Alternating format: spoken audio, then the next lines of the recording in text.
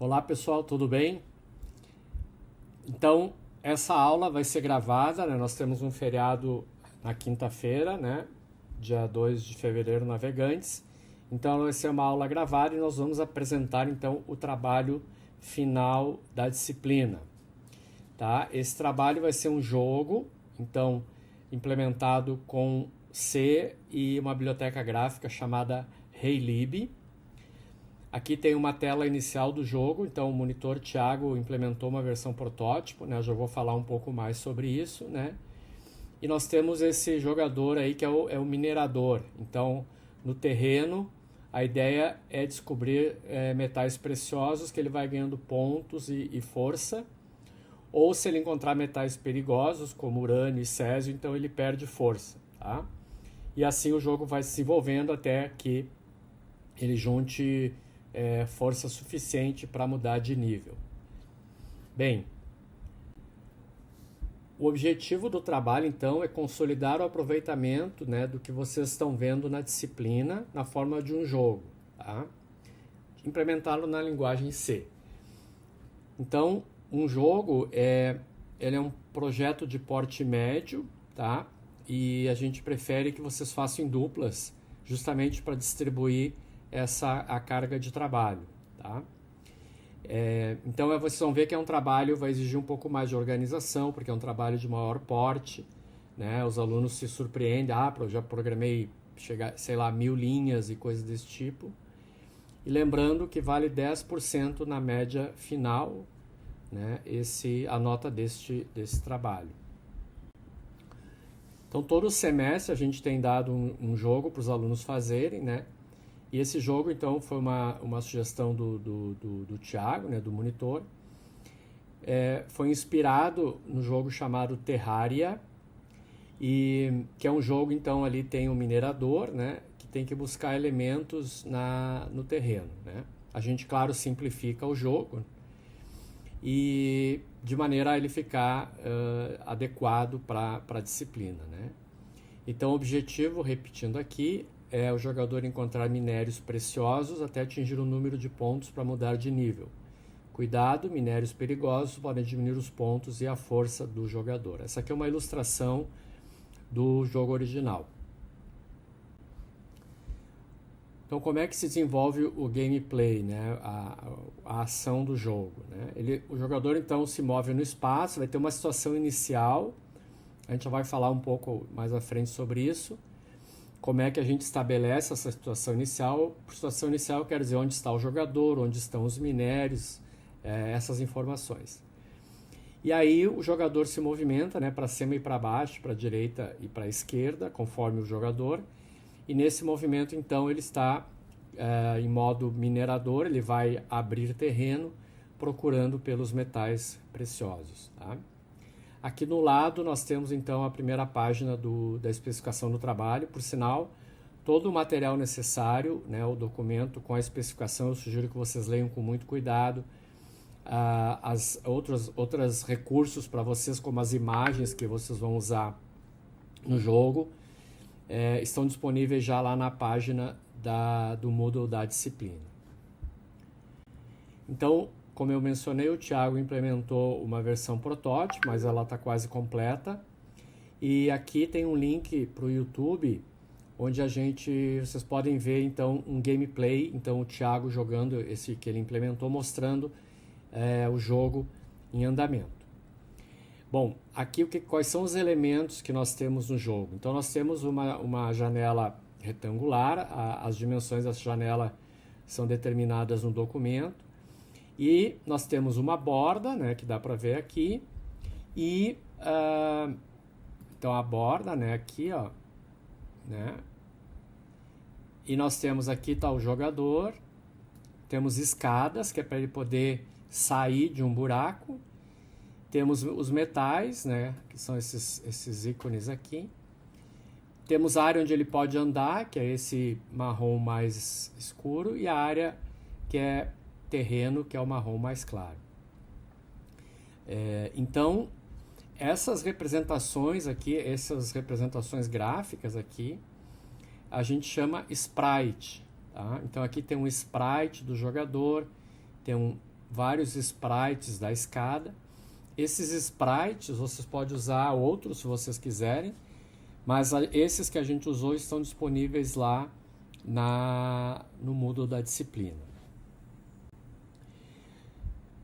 Eu havia falado da situação inicial do jogo. Então, para a gente modificar o jogo, ele começar cada vez de uma maneira diferente, nós vamos ter uma matriz aqui, ó.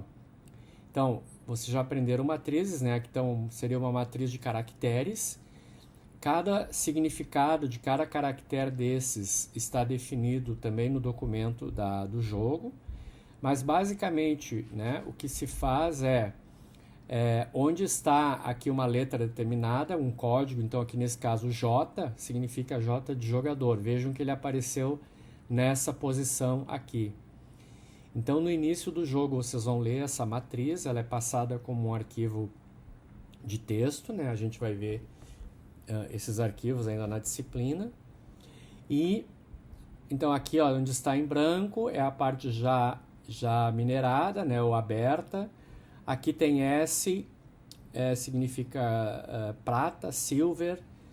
O X significa, então, a área que ainda deve ser minerada ao terreno e assim por diante. Tá? O B é borda. Bem em cima nós temos a barra de status aqui. Nessa barra de status, então, tem várias informações que ajudam a gente a entender o que está acontecendo no jogo, né? A fase, quantas escadas a gente tem para usar, quantas vidas e assim por diante. Bom, a implementação do jogo vai ser utilizando a biblioteca HeyLib. Essa é uma biblioteca fácil de usar, ela tem muitos e muitos exemplos, então muita coisa que a gente precisa fazer é mais fácil olhar antes, se não tem um exemplo já na HeyLib. E é muito fácil, tem vários, vocês podem pegar esses exemplos e executarem na máquina de vocês para entenderem como é que funciona, tá? É uma biblioteca que permite efeitos gráficos de qualidade, né, para jogos 2D e 3D também. A gente vai fazer apenas 2D, tá? Bom, vamos em frente. O jogo, então, tem mais uma parte de um ranking, antes de falar dos opcionais, né? Cada vez que o jogador começa o jogo, né, vocês pegam o nome dele ou o apelido, e caso ele tenha feito um número alto de pontos, isso é armazenado no arquivo binário